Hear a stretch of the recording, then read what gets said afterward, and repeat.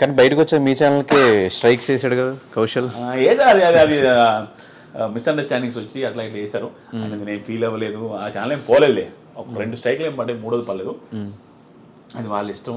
Still I have too much of gratitude for Kaushal అన్న. కానీ ఎప్పుడన్నా రివ్యూవర్స్కి అందరు డబ్బులు ఆఫర్ చేస్తారు, మీరు ఎవరి గురించి పాజిటివ్గా మాట్లాడారంటే వీళ్ళు డబ్బులు ఇచ్చుంటారు, వాళ్ళ గురించి తిట్టారంటే వీళ్ళు డబ్బులు ఇచ్చుంటారు అన్న మాటలని వినిపిస్తుంటాయి కదా. ఎప్పుడన్నా అలాంటి ఆఫర్స్ వచ్చినాయి? ఆఫర్స్ వచ్చాయి. నేను అసలు కేర్ చేయను బ్రో. ఎందుకంటే జెన్యూన్గా నీకు కూడా తెలిసిన బిహేవియర్. నేను అసలు డబ్బులు లెక్కే చేయను.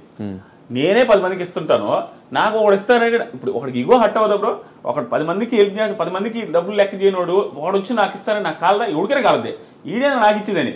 నేను అట్లా చాలా ఒక 2-3 చెప్పింది, నేనే నీకు ఇస్తానన్నది కూడా ఉంది. అంటే కాలద్ది అంటే డబ్బులు ఇస్తే అంత చీప్గా కనపడుతున్నాం మనం అని.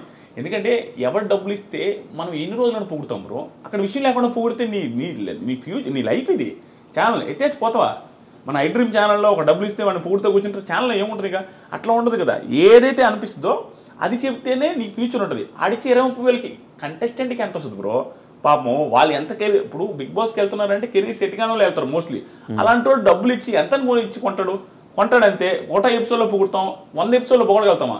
సో కరెక్ట్గా ఏ ఎపిసోడ్లో నెగిటివ్ చేస్తే వాడు అడగడా డబ్బులు తీసుకున్నావు, నెగిటివ్ చేస్తామని? వాడికి ఏం సమాధానం చెప్పాలా?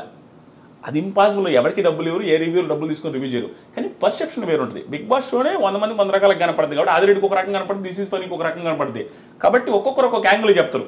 అంతకుమించి ఏమి లే. జనాలేమో తిడతారు బ్రో, జనాలకు కూడా వేరే యాంగిల్ కనపడుతుంది కాబట్టి మనం తిడతారు. తిట్టడం అంటే అది క్రిటిసైజ్ చేస్తారు, అది తప్పు ఏం లేదు. కానీ కొంతమంది పర్సనల్గా వెళ్ళి తిడతారు.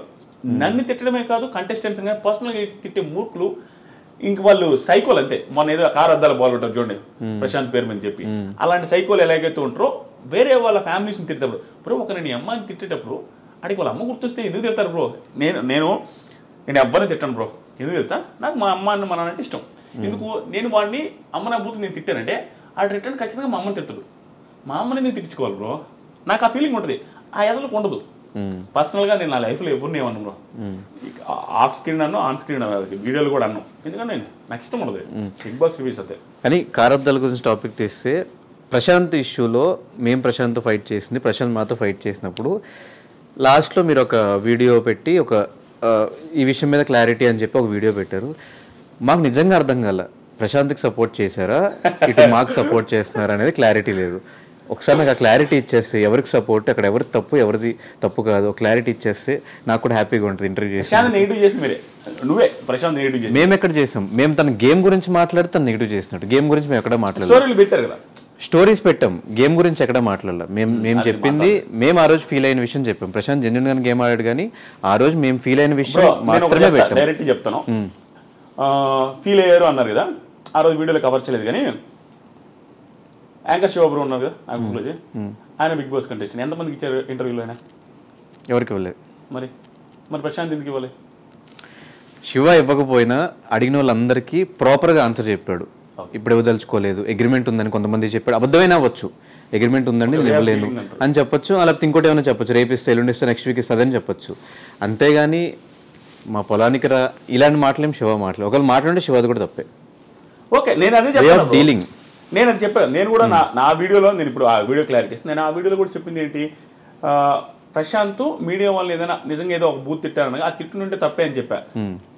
కానీ దానికి ప్రూఫ్ లేదు, నాకు ప్రూఫ్ ఉన్నట్టే మాట్లాడండి. అదేవిధంగా ఇది కూడా చెప్పాను, నేను న్యూట్రల్గా చెప్పాను, మీకు అనిపించవచ్చు, ఉన్నది చెప్పా. నీతో ఉన్న పరిచయానికి శివబ్రోతో ఉన్న పరిచయానికి వీళ్ళిద్దరు అంత ఓవర్ చేసి అంత చేసే మెంటాలిటీ కాదు. ఎందుకంటే నేను కూడా ఇంటర్వ్యూలో నేను ఏం చేయలేదు, ఈవెన్ యాంకర్ శివ కూడా అడిగాడు, నేను ఏం చేయలేదు. ఆయన మైండ్ సెట్ ముఖం మీద అట్లా అంటాడు, కానీ మరి గ్రడ్జ్ పెట్టుకుని ఒక ఇంటర్వ్యూ కోసం చేసి అంత చీప్ మెంటాలిటీ కదా. ఎందుకంటే 2-3 సార్లు కలిసాను, నాకు తెలుసు.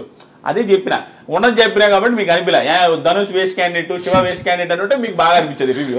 కానీ అది కాదు, కానీ నాకు ఆ వీడియో పర్టికులర్ ఆ వీడియో చూసిన తర్వాత ఆదిరెడ్డి ఏమన్నా రివ్యూస్ కూడా న్యూట్రల్గా చెప్తాడా, అటు కర్ర విరగకూడదు పాము చావకూడదు అనే సామెతని ఏమన్నా బాగా పట్టుకుని ఉన్నాడా అని ఒక అనిపించింది. నిజమేనా? అది నిజం కాదు బ్రో. ఏంటంటే ఎవరవుదన్నా కాదన్నా అంటే నేను ఓవర్గా చెప్పుకునేది ఏం లేదు. నేను అసలు ఎప్పుడు చెప్పుకోను. నేను ఎప్పుడైనా నా దగ్గర టాలెంట్ లేదని చెప్తాను, నాకంటే బాగా రివ్యూస్ చెప్పుకోవాలని చెప్తాను. కానీ నా అదృష్టం కొద్దీ జనాలు అభిమానిస్తున్నారు కాబట్టి టాప్ రివ్యూ ఛానల్ ఎక్కువ వ్యూస్ వచ్చేది మందే. సో నా రివ్యూస్ని అందరూ చూస్తుంటారు కాబట్టి ఏది మిస్ చేసినా నన్ను వేసుకుంటారు. అది తెలుసు కాబట్టి నేను ఏది మిస్ చేయను. అది ఏది మిస్ చేయకుండా చెప్తున్నప్పుడు ఏమనిపిస్తుంది అంటే అన్ని యాంగిల్స్ కవర్ చేయడం వల్ల న్యూట్రల్ అనిపిస్తుంది. ప్లస్ కర్రా విరగదు పాము జావదన్న ఫీలింగ్ వస్తుంది. దానికి నేను ఏం చేయమంటారు, నేను అన్ని యాంగిల్స్ కవర్ చేస్తా, రెండు వైపులా మాట్లాడతా. సో ఓవరాల్గా ఈ సీజన్ 7 రివ్యూస్ ఎలా అనిపించినాయి బ్రో? మొత్తం డ్రామా, మొత్తం బిగ్ బాస్ అయ్యేంత వరకు ఒక డ్రామా, అయిన తర్వాత ఇంకో డ్రామా, అదే అడదాం అనుకున్నా బ్రో. నాకు రివ్యూస్ వచ్చారు బ్రో. సింపుల్గా ఈ 6 సంవత్సరాల రివ్యూస్, 6 సీజన్ రివ్యూస్కి నాకు వచ్చింది 3 లక్షల సబ్స్క్రైబర్లు. అయితే ఈ సీజన్గా 3 లక్షల కంటే ఎక్కువ వచ్చారు సబ్స్క్రైబర్లు. ఈ 6 సీజన్స్ మొత్తం మీద వచ్చిన డబ్బులకి ఈ సీజన్ అంత డబ్బులు వచ్చినాయి. ఒక్క స్టేట్మెంట్స్ చెప్పినాయి. అది చాలా హ్యాపీ నాకు. దాని వరకు అంతే స్ట్రగుల్ ఉంది, అంతే కష్టం ఉంది. అది అంత పక్కన పెడితే మీరు అడిగారు చూసారా డ్రామాని, సీజన్ మొత్తం మీద జరిగింది గుర్తుండదు ఎవరికి. ఈ డ్రామా లైఫ్ లాంగ్ గుర్తుండిపోద్ది. ఏదైతే ఆ drama in the sense Prashanth ఏదో చేసిన డ్రామా అని కాదు, ఆ సిచ్యువేషన్ డ్రామా అంటున్నా. ఆ పోలీసులది కానీ, ఆ కేసు కానీ, ఆ హంగామా కానీ, సోషల్ మీడియాలో హైప్ అయింది కానీ, అది అందరికీ గుర్తుండిపోద్ది. ప్రశాంత్ వాళ్ళ ఫ్యామిలీకి జీవితాంతం అది గుర్తుంటుంది, చూసే ప్రేక్షకులకు గుర్తుంటుంది.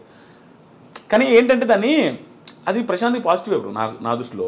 ఎందుకంటే ఎవరికైనా కనీసం అనిపించేది ఏంది, ఏం మర్డర్ చేశారంటారు పాపం, తప్పేది తప్పు, పోలీసులు శిక్ష చేస్తారు అంతే. కానీ దాన్ని గుర్తుపెట్టుకుని ప్రశాంత్ని ఏదో ఇది చేసే అంత మిస్టేక్ కాదని నా ఫీలింగ్. ఇప్పుడు మీరు చెప్పండి. అయితే అది ఎందుకు ప్లస్ అనిపించిందంటే, చూసిన ఎవరికైనా అనిపించుంటుంది బ్రో. ఎంత ప్రశాంత్ హేటర్కైనా ఎవడో సైకోలు తప్ప పాపంరా మరీ అరెస్ట్ చేసేసరికి అనిపిస్తుంది కదా పాపం, గెలిచేసి వచ్చాడు పాపం, పోవాలనుకుని గెలిచేసి వచ్చినప్పుడు ఆ ఆనందం లేకుండా పోయింది కదా పాపం అని పాపం ఎవరికైనా అనిపిస్తుంది. నీకైనా అనిపించుంటుంది, శివకైనా అనిపిస్తుంది. ఈవెన్ వాళ్ళ ఫాదర్ వాళ్ళ మదర్ వీడియోస్ చూసినప్పుడు ఇంటి దగ్గర నుంచి లాక్కొచ్చిన బయటకు పడుకొని ఉంటాడు అలా ఎవరికైనా అనిపిస్తుంది. అది అంతలా బయటకినా. సో అది అతనికి మంచి జరిగింది. అది ఆ డ్రామా, ఆ సిచ్యువేషన్స్ అన్నీ కూడా అతనికి మంచిదని నా ఫీలింగ్. నేను మాట్లాడినప్పుడు కానీ ప్రశాంత్ నేను మాట్లాడినప్పుడు నాకు అర్థమైందంటే, ఇన్నోసెంట్ అబ్బా మనిషి, నిజంగా ఇన్నోసెన్స్ ఇన్ ద సెన్స్ మాట్లాడిన చేత కాదు. ఎందుకంటే ఇప్పుడు ఒక్కొక్కరికి వొకాబులరీ యాడ్ నుంచి వస్తుంది బ్రో, పెరిగిన నేచర్ని బట్టి వస్తుంది. ఎక్కడ పెరిగామో దాని తగ్గట్టు ఆ మాటలు ఆ ఇది వస్తుంది. ప్రశాంత్ పల్లెటూరు నుంచి వచ్చిన పర్సనాలిటీ, పెద్దగా మాటలు రావు, మాట్లాడడమే, ఎక్స్ప్రెస్ చేయలేడు. అంతకుమించి మిగతా అంతా ఓకే మనిషి. నేను మాట్లాడిన నాకు అర్థమైంది, ఒకసారి 2 సార్లు మాట్లాడినా బాగానే ఉన్నాడు. ఒక్కొక్క సిచ్యువేషన్ బట్టి బ్రో మనిషి ఆ క్రౌడ్ని చూసి అది ఇది ఓవర్ ఎగ్జైట్ అయి ఉంటాడు, అంతకుమించి ఏం లేదు.